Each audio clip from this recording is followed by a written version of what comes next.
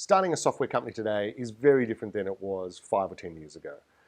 And the fundamental reason for this is that now mega vendors exist across all product ranges. If you can think of a product, there probably is a mega vendor in the space delivering this in the cloud, ready to go. What does this mean if you want to be a software vendor, if you want to start a software business? Well, you've got to focus on a niche. You've got to identify a gap that exists where the vendors, because they're horizontal, because they don't really truly understand all the problems that exist within their customer base, where they've left money on the table that allows you to create a product that adds value and extends the customer spend within that ecosystem. And so the result of that is that you need to look very hard at your growth models. You've got to understand the economics of the problems that you're solving, what value are you creating, how many customers look like this, how do you get to them globally, and plan for that day one before you write a line of code.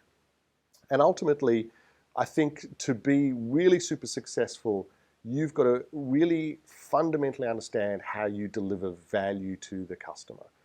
And this means that from a software perspective, you need to understand the problem that you're going to solve far, far better than the customers themselves.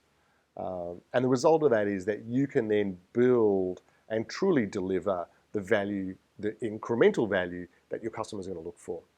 The result of that, when you take all of that into totality, is that you can start to really think about your business not simply from how do I create a new product and that's exciting and interesting, but because you're creating value, you can understand how that value will grow over time, and that helps you to plan for your exit. So that you're thinking about, is it within the ecosystem? Can I IPO on this, et cetera, et cetera. And you have that from the get-go as your go-to-market model, and you really think about it from end to end.